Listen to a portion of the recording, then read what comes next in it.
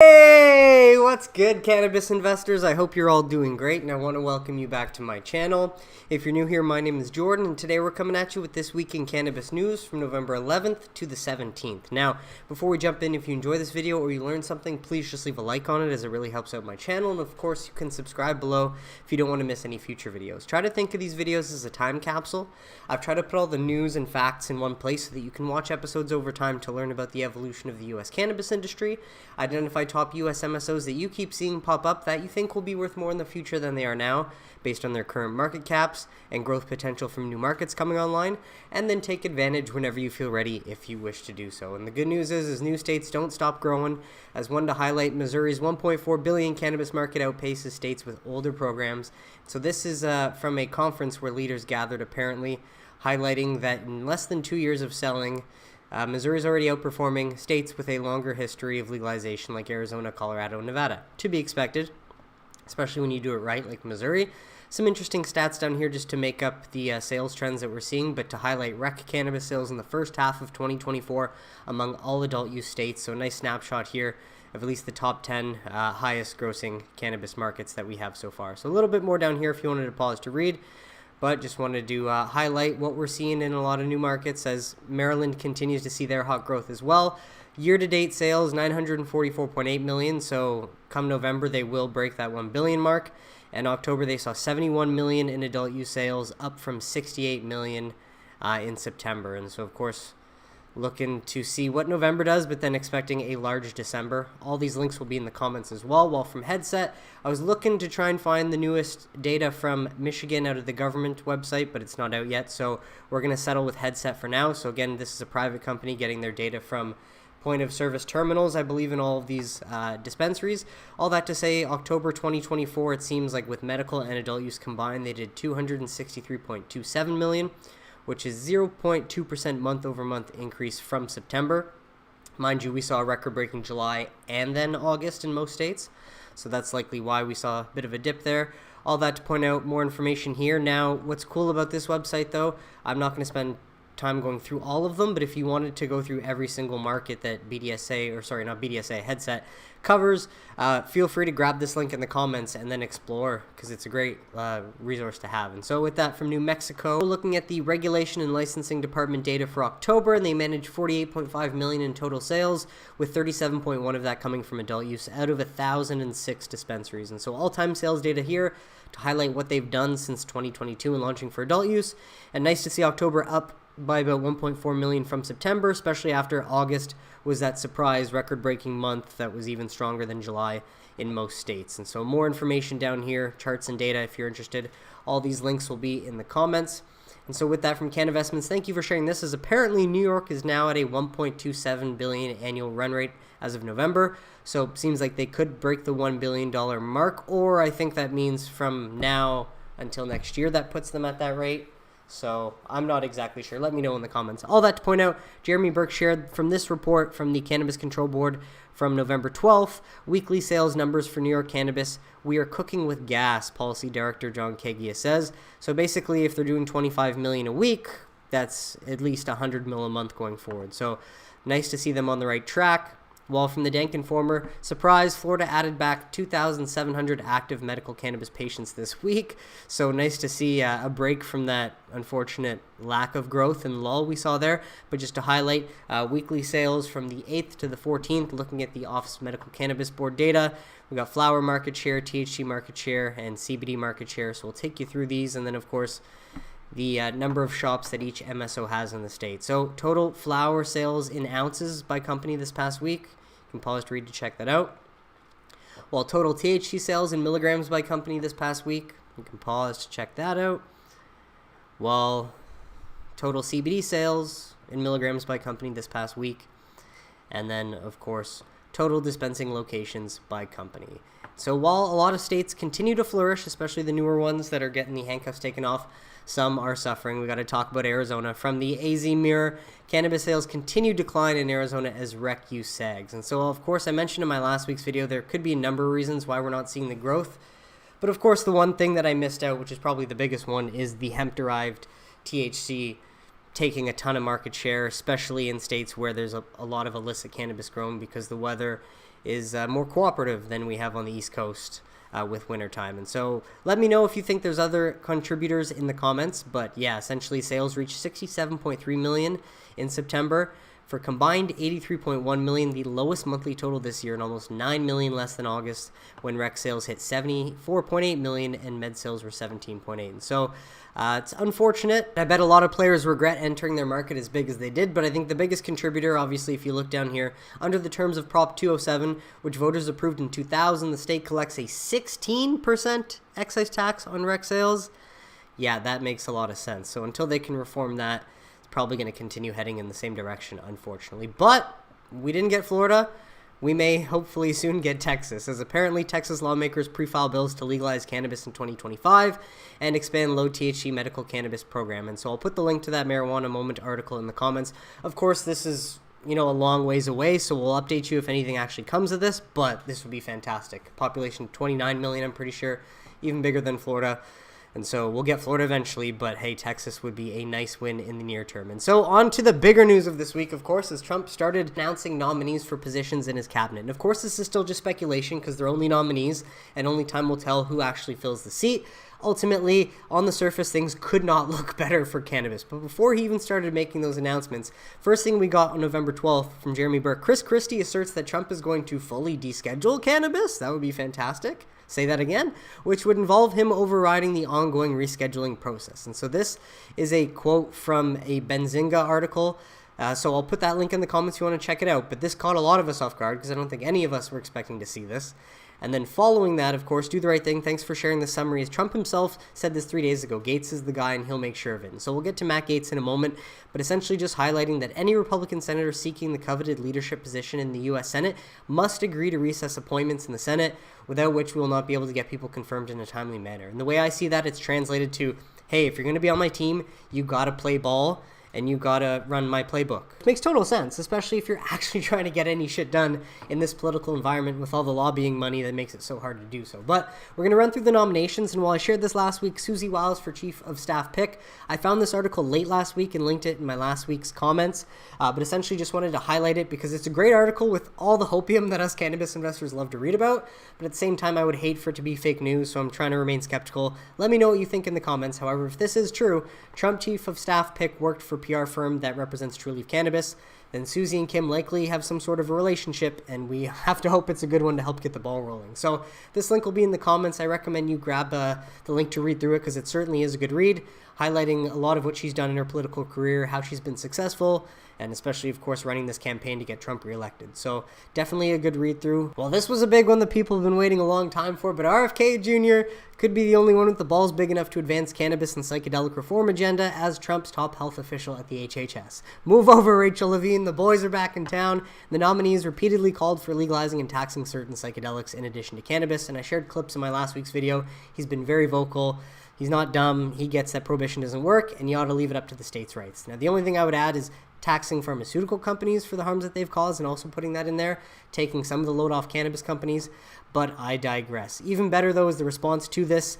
And so while Tom wrote this a bit late after the announcement was made, this is the best part, as RFK Jr. revealed that President Trump's DOJ, which will be led by Matt Gaetz, will launch RICO investigations and prosecute the collusion between medical boards, medical journals, and Big Pharma. Like, hallelujah. Someone that's actually been listening to what the people want, especially for decades. Pharma's been abusing Americans, making them continuously sick and unhealthy, and that's how we've gotten, one of the factors to how we've gotten to where we are now. And even better, as apparently FDA employees are threatening to quit if RFK Jr. joins Trump administration, which I think is great news because they'd be taking the garbage out themselves. And so just if you're interested, a long write-up from Politico, as this was November 14th, Trump appointed RFK to head of HHS. So I'll put that link in the comments as well if you want to go through that. Now on to Matt Gaetz. Even Nats gets how big of a deal this could be. I cannot understand how big this is for the weed world. Gaetz is one of the most pro-cannabis Republicans on the Hill, one of the 5 Republicans who voted for cannabis legalization when it passed the House, and his AG will be overseeing the end of the rescheduling process. And so take from that what you will. Let me know what you think in the comments, but I do think this is great news, of course, as long as he ends up becoming the AG. Though if he is the nominee, there's a good chance he's going to become the AG, because there's a comment mentioned in this one. The last time the Senate rejected the AG that the president nominated was the case of Edwin Stanton, When was this? 1868. So yeah, very long time ago. Very unlikely as well. So moving along, some clips of Matt Gaetz. Do the right thing. Thank you for sharing what Bojo shared on November 13th. I don't know when this is from, though, but I'm just going to play it so you can hear it. I should serve as Attorney General of the United States. I'd be easy on marijuana and tough on big tech. Wouldn't that be a nice reversal?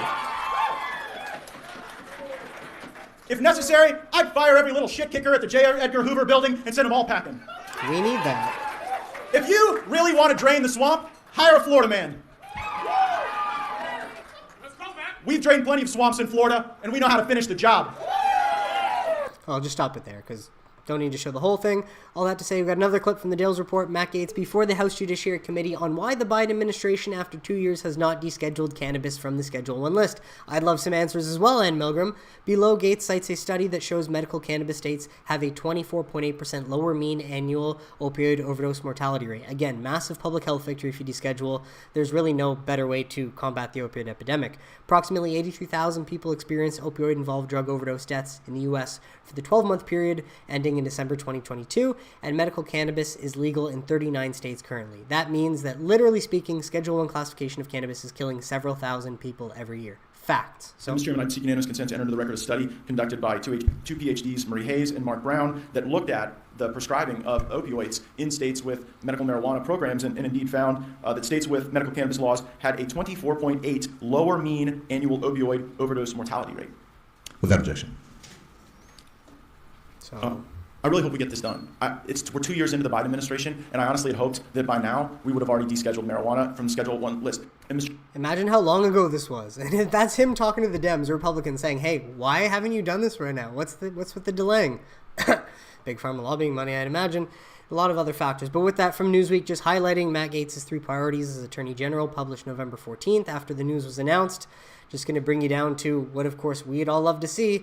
I'd go easy on marijuana. And he's got a full section here on past quotes and what he's voted on and what this could mean. So I think great news, essentially. And so from Week 420, Matt Gaetz will be the next AG, and here's how it's going to play out. Not going to read through it all, but you can pause to read steps 1 to 7 on why he thinks he will eventually become the AG. There's a bit more down here. I'll actually link the images in the comments if you wanted to check them out yourself, but the overwhelming consensus seems to be that Trump's going to get the appointments that he wants, which is, again, massive news when you consider what power RFK and Matt Gaetz are going to have and their stances towards cannabis. But moving along, who's going to replace Mitch McConnell? Apparently John Thune was announced the elect Senate Majority Leader. Now, he can't do a worse job than Schmuck Schumer, I don't think, at this point. And while many say that he's not cannabis friendly, I think the most important thing is it seems like he's willing to play ball with what Trump wants, though. And that's the most important thing, because maybe he hasn't been the most cannabis friendly in the past. He represents South Dakota, which has medical cannabis, and so maybe he can be swayed. As he announced that recess appointments can be used by Trump to fill the cabinet if the Senate tries to stop his picks. All options are on the table. Now, I'll play this clip just to highlight essentially what happens in the next few months. What's the timeline looking like? So you've said that you would do recess appointments if it came to that. What's the threshold for getting to that point for recess appointments? Well, what I said is, Brad, I think this is that all options are on the table, including recess appointments. Hopefully it doesn't get to that, but we'll find out fairly quickly whether the Democrats want to play ball or not. And I think part of it is getting these folks. We'll start having confirmation hearings as soon as the new Senate is sworn in January. President takes the oath of office January 20th. By the time he takes the oath of office, hopefully a lot of those nominees will be through their confirmation hearings and will be ready to act on them on the Senate floor. And then it's a question of how much do the Democrats resist or object or try to block those nominations from going forward. And we're going to grind them out. I mean, we're just going to keep consistently moving, and we'll see what kind of cooperation we get, and then we'll, like I said, we'll make decisions about where we go from there. And so far, the Dems have hated everything Trump's done and every pick he's made. And so will there be any cooperation? Unlikely, but hopefully we don't need it from them, essentially. Well, from Do the Right Thing, again, highlighting, in case you missed it previously, if Thune becomes the new GOP leader, Steve Daines could become one of the most influential lawmakers in Washington. And Steve Daines has been a massive proponent of the Safe Banking Act and other certain cannabis bills, so that could be a huge friendship or relationship to have close to Thune. And then from Cannavesting, another one, Mr. Daines, Thune, and Trump could change the course of the cannabis industry forever. Do the right thing, help American business and farmers. As Steve Daines tweeted, congratulations to John Thune as the new U.S. Senate Majority Leader. I look forward to working with him to confirm Trump's nominees and quickly enact the agenda. And yeah, Daines is the co-sponsor to the Safe Banking Act, which Trump is now behind. And so, again, a lot of the writing is on the wall. It's just a matter of them keeping their word and actually getting shit done once they're in there. And so all that to point out that if John Thune and the GOP are in fact united behind President Trump's agenda and President Trump wants to pass the Safe Banking Act, you do the math. better odds than schmuck, I'd say. And so just wanted to share this comment because some guy named Chris thinks the Safe Banking Act won't happen until after Schedule 3 is finalized in 2026. While we hate to hear this, it does sound like typically how government works when they're actually in power versus when they're trying to get elected. But I hope I'm wrong in this case, and so this is in response to some guy named Dan tweeting this. So take from that what you will. Of course, a bearish and a bullish case to help you try and paint a clear picture for yourself. And while the red team got a lot of victories this past week, what did we get out of the blue team? Gretchen Gailey, who's a former Capitol Hill communications director, apparently ran into Cory Booker this past week, and when she asked him a question, his response was, "Safe is not my priority now." Can you believe it? Imagine all those social equity applicants in New Jersey, his own state, that he lied to blatantly to get their votes. Typically, everyone loves cannabis during the election year, but not when it comes to getting it passed. What relief are minority business owners going to see under the new GOP-controlled Senate? For whatever crazy reason, I seem to think they're going to get a lot more relief, but I've been wrong for 4 years, and I hope I'm not wrong again, but if you look at my track record, do your job, get safe done. Now, of course, it would just be the biggest win for the American people, but this man, oh my God, I used to think he was cool and a decent human being however many years ago. I was so dumb. And so moving along, though, as more nominees that Trump has made are making an impact, and so while I didn't listen to this whole thing because I don't care that much to watch Bill Maher, as Vivek apparently tells Bill Maher it's a joke that cannabis is not legal nationwide, and truer words have never been said from one of the incoming leaders of the new Doge department. And so this is a quote from Benzinga. I'll put the link in the comments, but again, we'd rather hear him say this than not. This is great positive exposure for normalization and ending the stigma. Last but not least, to round this all off, we have Nancy Mace coming back when we need her most, highlighting 3 years ago, we shook up Congress with the States Reform Act, common sense cannabis reform. Now with Rep. Matt Gaetz tapped as AG by President Donald Trump, a fearless ally for freedom and reform, it's time to finish what we started. And so Jeff Schultz makes a great case here. Leave it up to the states, and this is the best bill for cannabis reform that we could ever hope to even pass. And so will they be the pro-cannabis dream team? It looks like it. It's just a matter of things working out in their favor. But hey, it's worked out in their favor thus far. Who's to say it's going to stop now? And so I'll update on the ALJ hearing before we get into studies. Main thing is that 24 out of the 25 participants have submitted the requested docs ahead of the November 12th deadline. So we'll likely get an update around November 12th after these are all submitted, or probably a week or so after that. But then all eyes are on the preliminary hearing for the oral arguments, I believe, December 2nd or 3rd for the first ALJ hearing, and then in the new year when that's supposed to continue on. So with that, on to studies from NORML. Survey, over 90% of state-registered patients report cannabis relieves their anxiety, depression, and chronic pain. From November 14th out of Gainesville, Florida, they surveyed 632 patients authorized to access state-licensed medical cannabis products. The 10 most frequent reported reasons for using cannabis were anxiety, chronic pain, depression, PTSD or post-traumatic stress, migraine, fibromyalgia, ADHD, bipolar disorder, high blood pressure, and cancer. But get these numbers. Among those who had the top 10 most frequently reported medical conditions, most respondents reported improvements in chronic pain, 98.4%. Depression, 97.2%. Anxiety, 95.3%. Fibromyalgia, 93.9%. PTSD, 91.5%. Bipolar, 88%. Look at how high these numbers are. Fantastic. For high blood pressure, our respondents most frequently reported improvements, 42.6%. However, high percentage of respondents also reported experiencing no change or being unsure of medical cannabis's impact on their blood pressure. Fair enough. Maybe medical cannabis doesn't have a big impact on the blood pressure, but it sure as hell seems to have a big impact on a lot of these symptoms that people suffer from. So great news. While moving along, all these links will be in the comments. NORML analysis, liberalized cannabis laws not associated with subsequent upticks in tobacco use. Out of San Francisco, California from November 14th as well. Researchers affiliated with the University of California, San Francisco assessed trends in the use of tobacco and nicotine in a nationally representative cohort of 9,000 participants for the years 2017 to 2021. They reported that the adoption of state-level legalization laws did not increase participants' likelihood of either using tobacco or nicotine. That's likely due to the introduction of Zins or nicotine pouches, most likely. The odds of tobacco, nicotine, use and co-use with cannabis were not associated with cannabis legalization, and tobacco and nicotine use significantly declined, negative 1.9%. Co-use of cannabis and tobacco nicotine did not change significantly during the study period as well, though 3.3% more people were smoking cannabis than prior, which is a big public health victory if you don't know. And so for Marijuana Moment, smoking cannabis is now more popular in the US than smoking tobacco cigarettes, Gallup polling data shows. Not going to spend too much time on this, but just to bring you down to what they found, that's according to new survey data from Gallup finding that 15% of US adults reported that they smoke cannabis, which is more than 11% of who told the polling firm that they have smoked cigarettes in the past week. And so pretty big jump, up 4% from tobacco smokers and new cannabis use. And again, of course, it's a safer, non-addictive alternative to alcohol at least, let alone tobacco. It's certainly not the same effects, but more information here if you wanted to pause to read. Otherwise, you can grab the full link in the comments, and I'll actually put this Gallup story in the comments as well that you can refer to. And so on to studies, some of the more complicated ones. Full paper from Wiley Online Library, Secondary Metabolite Profiles and Anti-SARS-CoV-2 Activity of Ethanolic Extracts from 9 Genotypes of Cannabis Sativa L. And so another COVID and cannabis study, first published November 14th, 2024. Now, the abstract's very technical. You can pause to read or grab the full study if you want to go through it deeper, but I asked ChatGPT to try and simplify it.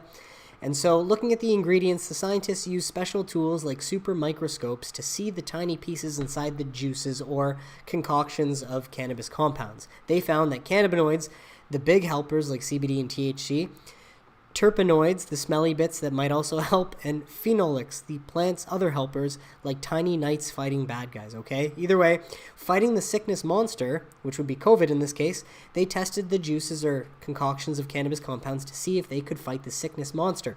Only the smooth juice with lots of CBD and THC worked really well. So the combination of THC and CBD seems to be the best preventative measure against COVID. The plants with these big helpers did the best job. So what's next? Scientists think that they can mix and match these plant juices or cannabis compounds to make better medicine, if only they were allowed, but they need to test it more first to make sure it works safely. And then they use that word safely, as if we weren't mandated this experimental gene therapy that wasn't so safe and effective after all. And it turns out, if we mandated THC and CBD, we might have come through that whole situation a whole lot better. But I digress. From Neuropsychopharmacology, November 12, 2024, a sleepy cannabis constituent, cannabinol and its active metabolite influences sleep architecture in rats. And so this is a big topic of discussion because many will argue, or at least past studies with sleeping cannabis will say that it does not allow you to get your REM sleep or your dream sleep, which people need. Well, this says differently, or at least with CBN and not THC, as CBN increased total sleep time, although there was evidence of biphasic effects with initial sleep suppression before a dramatic increase in sleep. CBN increased both non-rapid eye movement, NREM, and rapid eye movement sleep. Fascinating. And so, more here if you wanted to pause to read, excuse me, but for ChatGPT, imagine you have a magic sleep potion called CBN. Well, we actually do. It just happens to be in a plant that's for some fucking reason illegal and stuck on the Schedule 1. So hopefully we're resolving that. But all that to say, CBN helps you sleep. After taking the potion, the rats slept longer than usual. But here's the funny part. First, it made it harder for them to fall asleep, like their brain said, wait, are we supposed to sleep now? Then suddenly they got super sleepy and slept a lot. 2 types of sleep got better. That is both the deep sleep and the dream sleep. The CBN potion made both of these kinds of sleep better, which is fantastic. Better than regular sleep potion. Scientists compared CBN to another popular sleep potion called Zolpidem. Of course, it's a pharmaceutical. Zolpidem helped the rats with deep sleep, but it didn't help with dream sleep. Much of the claims that they say about THC and cannabis in the past with sleep. CBN helped with both. So yeah, this magical thing ought to be descheduled outright right away and given to everybody who has trouble sleeping. CBN sidekicks: when the rats drink the CBN poison, their bodies made a little helper called 11-hydroxy-CBN, and this helper zoomed into the rats' brains and helped with sleep too. It worked kind of like another potion, THC, but less powerful. What does this mean? Well, to state the obvious, CBN potion might really be a good sleepy time friend. God, you're so lame, ChatGPT. But we need more tests to know for sure. Do we really? Because I'm sure Americans across the country have been testing this, like me, my own guinea pig for the last decade, and now we're good. No regrets, man. And so, from BJC reports from September 9th, 2024, a bit old, but I don't think I've shared this, as cannabidiol and fluorinated derivative anti-cancer properties against glioblastoma multiforme cell lines and synergy with imidazotretazine agents. And so another very technical one, but main thing to know is that glioblastoma multiforme, GBM, is an aggressive cancer with poor prognosis, mainly or partly due to resistance to the standard chemotherapy treatment used to try and fight it, which is temozolomide. Now, if we jump over to ChatGPT, I guess I'll scroll down to let you read the methods, results, and conclusions. But simplified, all right, imagine we're talking to a super bad tough guy named GBN, the cancer, who doesn't like to go away even when we use TMZ chemotherapy. This bad guy has 2 shields that make him extra hard to beat. Scientists wanted to see if something from plants like CBD, a special ingredient found in hemp, or its stronger cousin 4-F-CBD, could help fight this bad guy. They tried it out and found that these plant helpers could break through the bad guy's shields. OMG! Even better, when these plant helpers teamed up with another medicine, they worked together like superheroes to fight the bad guy even harder. Yeah. The scientists also used a super fancy magnifying glass to discover that CBD does something new and cool to fight the bad guy by messing with its instructions. That's fascinating. So in the end, the scientists learned that 4-F-CBD is a super strong helper against the bad guy GBM and the cancer, and works great with other medicines too. And so again, chemo and no cannabis versus chemo and cannabis, possibly even cannabis and other methods.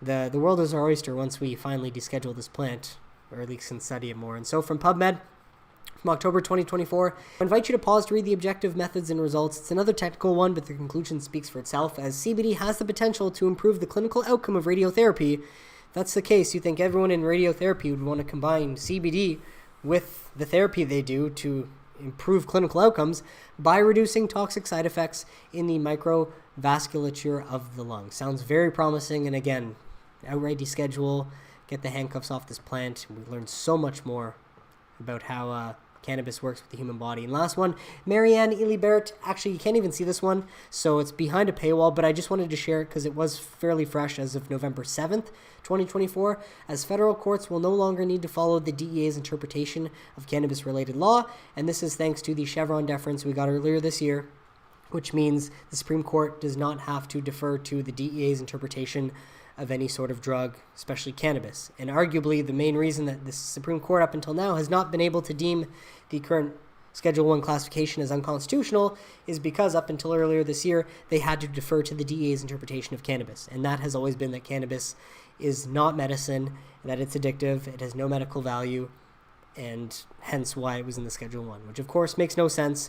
We've come such a long way, and we're at that tipping point of basically flipping this, but the fact that this is coming out makes me optimistic, given all the new announcements this past week and what that could mean for 2025 and onwards. But last but not least, back onto MSO News, as Ayr Wellness reports third quarter 2024 financial results. And as an Ayr Wellness shareholder, I'm somewhat disappointed, but at the same time, in my last week's video, I mentioned three things that I think are the biggest driver for the lack of growth, which is the lack of new markets coming online, which is the bad management from MSOs, unfortunately, and which is the 280E tax. But I left out the biggest factor, which is the fake synthetic cannabis that's also running rampant, eating basically half of the market share that would be going to adult use cannabis. And so, again, I'm not too disappointed because in the long run, I think this industry will prevail.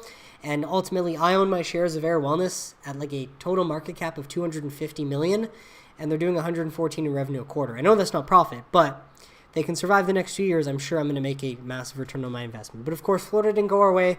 That was disappointing. Otherwise, all we'd be talking about is the anticipated growth from the Florida market going adult use. And while they did get some presence in Ohio and have that turn on, not as much growth as we expected, as even year over year, revenue's down, gross profits are down, operating losses are up, not ideal. And so a bit more information here if you wanted to pause to read. Third quarter and recent highlights as well, mentioning their recent entrance into New York for medical only, though, so not as ideal if it was for adult use. And then board and management changes. So, of course, you can grab the link in the comments if you want to go through the rest. But just to highlight on that story, Amethyst Health, a partnership between Black Star Wellness and Ayr Wellness, conditionally awarded, vertically integrated medical license in New York. How much better would this be if it was an adult use license? Like, fuck. Though they'd probably have to pay a couple million even just to have that in operation, because, or was it $200K? Some stupid amount, but only the MSOs were to have had to have paid that. Either way, I digress. Let's hope that this brings them some more revenue and exposure and growth in New York for medical only, if possible, while the cannabis company launches partnership with Coast Cannabis Co. to bring infused chocolate and premium gummies to New Jersey and Maryland. So, of course, Maryland is a fast-growing hot market. We hope that will drive some growth for the Cannabis Co. New Jersey, not so much because of the policy and the lack of stores, but better to have another outlet to sell through than not. And so we'll see in time. But again, cannabis company like Ayr Wellness, I think they're still going to survive. Obviously, not the best earnings that we saw from them, as those are my two most recent holdings. But ultimately, just a matter of 280 going away, the new Trump admin sticking to their guns, and then that rising tide lifting all ships. I'm sure we'd see new highs. Hard to believe, but it'll surprise us. With MJ Biz Daily, infused beverages lead cannabis product sales spike on election day.